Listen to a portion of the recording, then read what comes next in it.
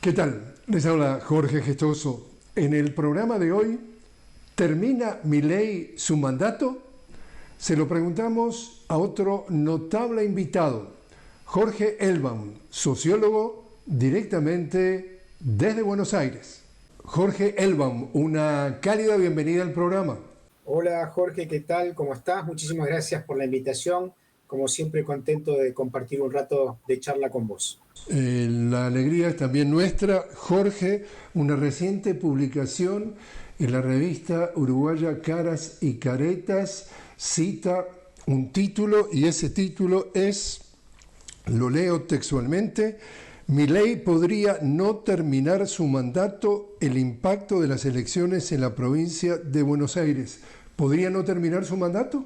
Creo que sí, en relación no solamente a obviamente, la derrota electoral que ha sufrido a manos del peronismo, el kirchnerismo, de Axel Kicillof, sino también por los escándalos que están siendo investigados en Argentina e incluso en Estados Unidos. Y me refiero a dos de ellos, los más acuciantes en la agenda jurídica, que tienen que ver con la estafa del dólar libra, que hay víctimas por casi 250 millones de dólares a lo largo y ancho del mundo, y el otro, más reciente, vinculado a potenciales coimas y sobreprecios con los remedios de los discapacitados, denunciado justamente por el mismo titular español de esa agencia gubernamental llamada Andis, que debiera defender los intereses de los discapacitados y sin embargo parece que se dedicaba a engrosar los bolsillos de la hermana presidencial.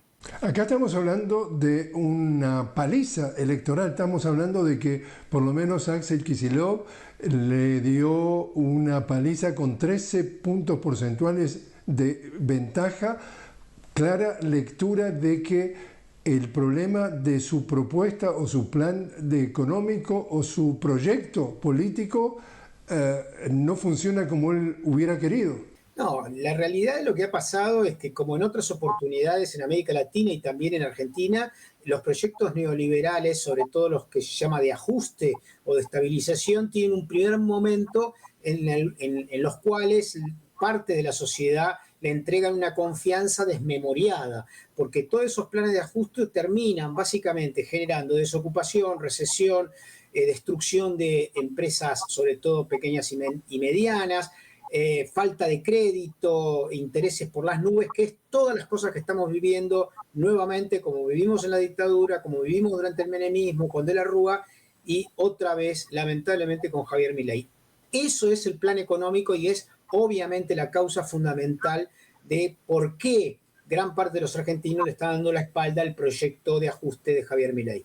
Bueno, y entonces en días recientes su primera reacción, y que se confirma con una acción que acaba de tomar, era: yo sigo exactamente con mi plan y encima lo redoblo la apuesta, y acá entonces acaba de vetar nuevamente otro de los vetos, es el plan presupuestario de la educación superior, y justamente la educación superior, en el caso de la Argentina, que es gratuita mayoritariamente, abarca el 80% del estudiantado universitario argentino. Y este presidente sigue entonces enfrascado en la mano dura. Sí, en una mano dura, digamos, haciendo caso omiso de las grandes demandas de los estudiantes, de la familia de los estudiantes, de los profesores. Yo soy profesor en una universidad pública hace más de 35 años y nuestro salario se ha visto reducido casi a la mitad.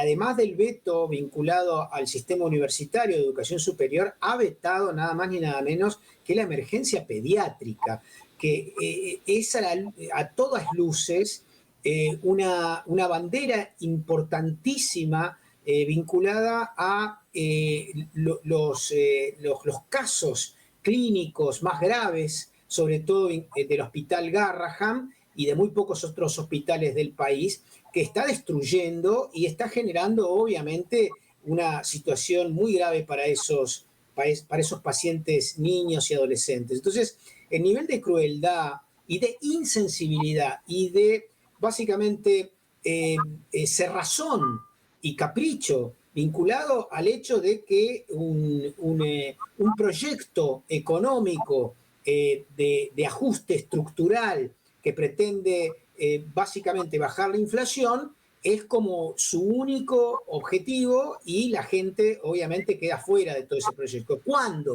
él podría, por ejemplo, incluso manteniendo un déficit fiscal cero, aumentar algunos impuestos, sobre todo a los sectores más acaudalados de nuestra sociedad, algunos de los cuales están siendo beneficiados, como en el caso, por ejemplo, de Galperín, que tiene sede, que vive en Punta del Este y que ha desarrollado una de las empresas más importantes de nuestro país, que también trabaja en el área financiera y no paga lo que pagan los bancos. O sea que se le está perdonando a un millonario como Galperín, probablemente el millonario más importante de la Argentina, y que solamente si se le devolviese los impuestos que debiera pagar, se podría financiar todo el sistema universitario y la emergencia pediátrica. En materia de naufragios, acá hay palabras muy duras que se han comentado en artículos, dicen que cuando el barco se hunde, las ratas salen corriendo. En el caso de esta enorme paliza electoral, ¿cuáles han sido las reacciones a nivel tanto nacional como internacional? En el caso de inversionistas, por ejemplo, o gente que lo ha venido apoyando, que está en su agenda, digamos, esto del neoliberalismo a ultranza. Sí, está en la agenda siempre y cuando no toque sus intereses, y es lo que está pasando en estos días, que ven no solamente una crisis política, sino una crisis económica y financiera, porque el plan de Milei supone pisar, decimos acá, las paritarias, lograr que los trabajadores ganen cada vez menos, destruir el consumo interno, aplazar la relación del dólar con el peso, haciendo que esté subvaluado el dólar, generando que muchos argentinos compren en el exterior, en Uruguay, en Chile, en Brasil, afuera, y destruyendo la economía nacional. Otro de los sectores que están muy enojados con Milei son los bancos, porque uno de los rubros más importantes que tienen los bancos para sobrevivencia es dar crédito con intereses que dispone el Banco Central de 150% anual. Es imposible que los bancos puedan dar crédito. Incluso también gran enojo del sistema financiero local e internacional es porque el gobierno de Milei aumenta los encajes, que son el dinero que los bancos no pueden, que deben inmovilizar, que no pueden prestar, justamente para vaciar de circulante el consumo interno y hacer que, obviamente, destruir la economía, y una economía destruida, por supuesto, no hay inflación. Estamos a 6 semanas de las elecciones legislativas de fines de octubre. Ya lo había dicho Milei en esta elección en las legislativas de la provincia de Buenos Aires, que no solamente que es la más poblada del país, sino que representa el 40% del electorado. En función de eso, había dicho que eso era un plebiscito, ahora lo vuelve a repetir. ¿Cómo estás leyendo tú el panorama rumbo a esta elección nacional legislativa de fines de octubre?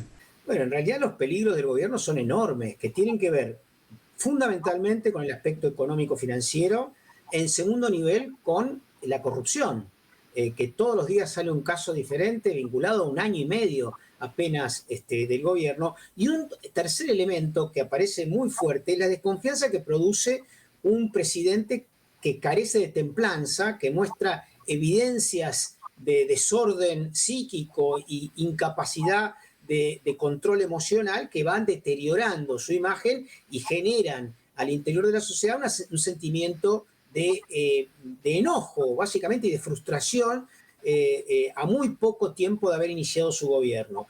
La realidad es que se llega a Milei producto de dos fracasos anteriores, esto hay que decirlo, ¿no? El gobierno de Macri y el gobierno de Alberto Fernández, y una parte de la sociedad importante ha decidido probar con un loco, ¿no?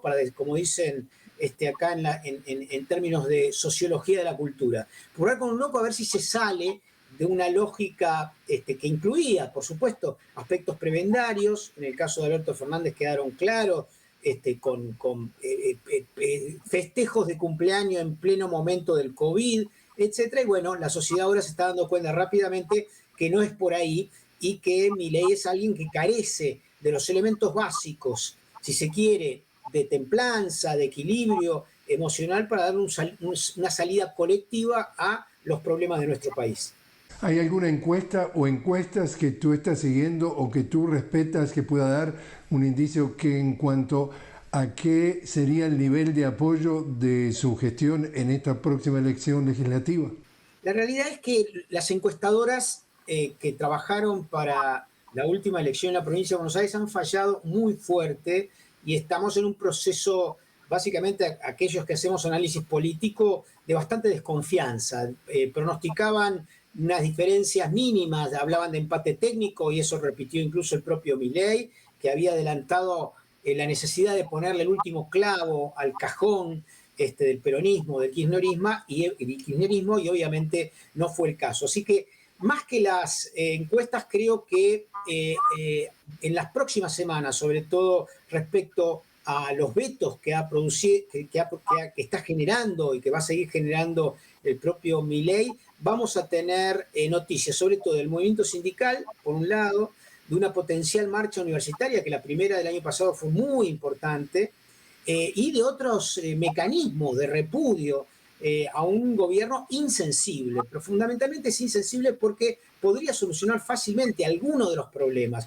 El caso también de los gobernadores que ven con absoluta sorpresa de que Milei se comprometa a vetar la distribución de recursos que le exige la Constitución y que volvió a tener una votación en el Congreso 2 semanas atrás y que dice que va a vetar antes del martes, perdón. Así que lo que va a haber, digamos, me parece que lo que está haciendo Milei es dar pasos apresurados hacia el abismo en un país donde lamentablemente tenemos experiencias como de la Rúa, por ejemplo, de no llegar a término en un gobierno. Estamos frente a una situación crítica, sobre todo en términos políticos.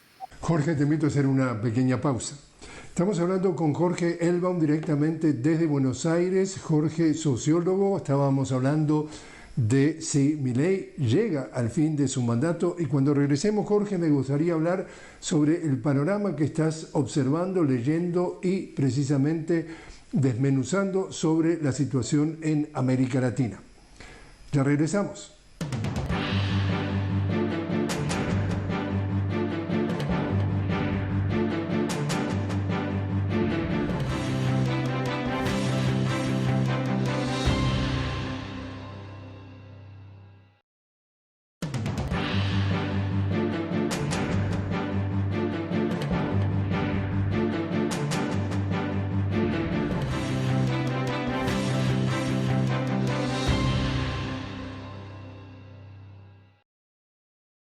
Continuamos hablando con Jorge Elbaum directamente desde Buenos Aires. Jorge, sociólogo. Ahora estamos hablando en este segmento sobre la situación en las Américas, especialmente en nuestra América Latina. Jorge, también en un reciente artículo que tú has publicado en los periódicos argentinos, una parte del artículo, y lo he subrayado, dice textualmente: 3 países lideran la cosmovisión soberanista de Latinoamérica y el Caribe: Brasil, México y Colombia. ¿Cómo estás leyendo hoy la situación en las Américas? Bueno, en principio, frente a las noticias últimas respecto a la avanzada de una flota militar de los Estados Unidos en el Caribe, con mucha preocupación. Estados Unidos, el gobierno de Donald Trump dice en reiteradas oportunidades que está interesado en la paz y, sin embargo, nuestro continente amenaza y amenazó a Panamá con una intervención militar en el caso de que no se desprendiera de las empresas chinas que habían concesionado algunos puertos del canal y en esta oportunidad despliega submarinos nucleares. La verdad que, digamos, desplazar un submarino nuclear para enfrentar a narcos de hacerlo, debiera hacerlo quizá más del lado del Pacífico, por donde llega el 87% de los cargamentos de droga hacia los Estados Unidos. Así que, América Latina hoy está hipersensible respecto a esta situación, que además se complejiza incluso con el hecho de que se afirma haber bombardeado a una lancha cuando podría haber sido, con una flota de tal características, inmovilizada, secuestrados a sus potenciales o hipotéticos narcotraficantes, decomisada el producto de heroína o fentanilo o cocaína que habría estado presente en esa lancha. No se hizo eso y sin embargo apareció una imagen difundida por el presidente Donald Trump, primero por Marco Rubio, donde aparenta ser algo ligado a la inteligencia artificial. Más aún cuando la realidad es que no hay ninguna evidencia de que esa lancha estuviese en X lugar, fuese a Estados Unidos o a alguna otra isla del Caribe. Cuando los informes digamos, más técnicos advierten de que no puede haber una lancha fuera de borda saliendo desde Venezuela, llegar hasta la Florida, no hay ninguna posibilidad. O sea, está muy oscuro. Y hay una tradición, y esto hay que decirlo, lamentable en la política exterior de los Estados Unidos, de utilizar, digamos, acontecimientos o atentados de falsa bandera para desplegar de nuevo, luego de eso, situaciones bélicas, como lo hemos visto en Irak, lo hemos visto en Cuba en 1898 con el estallido del acorazado Maine, etc. Frente a eso y frente a esos antecedentes, uno tiene que estar preocupado porque cualquier ataque a cualquier país de América Latina supondría realmente una situación de combustión en todo el continente. En ese marco es que Lula, Petro, por supuesto, y la propia Sheinbaum han advertido a Estados Unidos que cualquier lógica de injerencia supone desconfigurar un área de paz tan importante como América Latina desde hace tantos años. Estamos ante una doctrina Monroe, 200 años de que se dijo el presidente James Monroe, América para los americanos, queriendo decir América para los estadounidenses 2.0 bajo Trump. Indudablemente, la realidad con un elemento más de carácder supremacista, racista y de limpieza étnica al interior de los Estados Unidos, ¿no? Que el día de hoy llegaron, el día de ayer jueves, llegaron a la Argentina 10 deportados de Estados Unidos, trabajadores que incluso estaban en situación de legalidad dentro de los Estados Unidos, sin embargo, fueron expulsados, como le está pasando a ciudadanos de otros países del mundo, que lo único que han hecho es aportar al desarrollo, el crecimiento de los Estados Unidos. Así que hay una complejidad muy fuerte que se expresa también en la violencia interna dentro de los Estados Unidos. Hemos visto esta semana, si no me equivoco, el miércoles, un asesinato político nuevamente, una sucesión.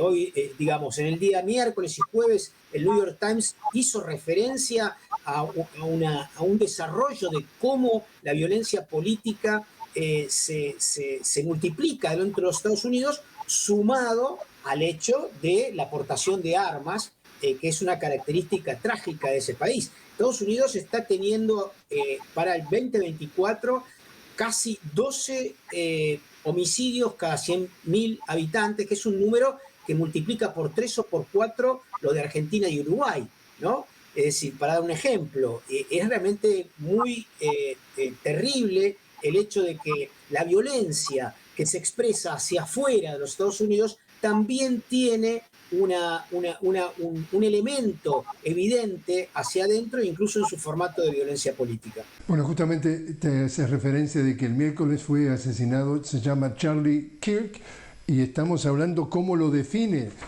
la prensa, está considerándolo un activista de ultraderecho, aliado de Donald Trump, y los críticos académicos y expertos en extremismo lo colocaban como en el mapa del odio junto a otros grupos identificados como extremistas. Es decir, acá este fenómeno está señalando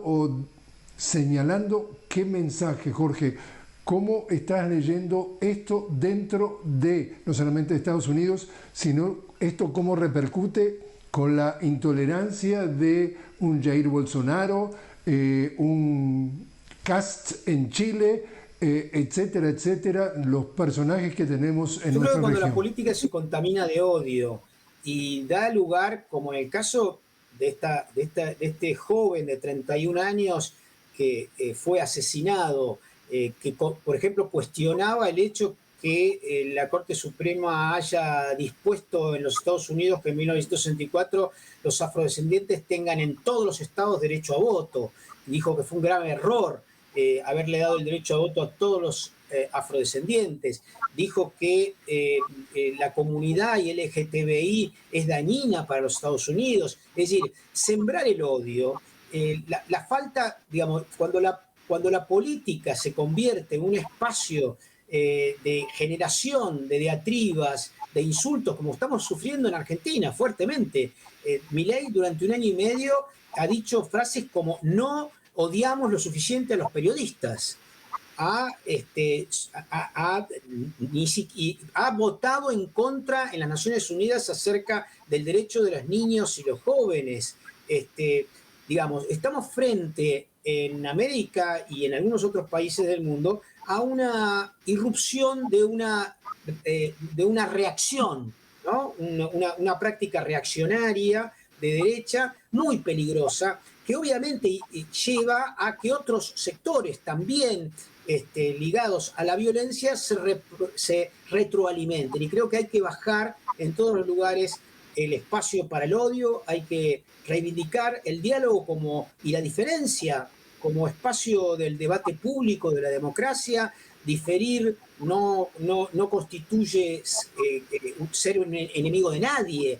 Y lamentablemente la invitación al odio, al crimen, una persona como Kirk que ha dicho que las matanzas en las universidades que se han producido, son el costo que hay que pagar para tener el derecho a portar armas. Bueno, quienes reivindican, como en Argentina Patricia Bullrich o el propio Milei, el derecho a portar armas, está justificando lo que pasó en Argentina esta semana pasada también, de que una niña de 14 años, hija de un policía, vaya con un arma a la escuela. Creo que hay que bajar los niveles de violencia, hay que educar en la lógica de la paz y hay que hacer de la política un espacio de debate y de diferencias y de respeto, cosa que lamentablemente todas las lógicas reaccionarias no respetan. Jorge Elban, muchísimas gracias por haber estado con nosotros. No, gracias a vos, Jorge, un gusto para mí y una profunda admiración hacia tu trabajo. Así que un abrazo para vos y para toda tu audiencia.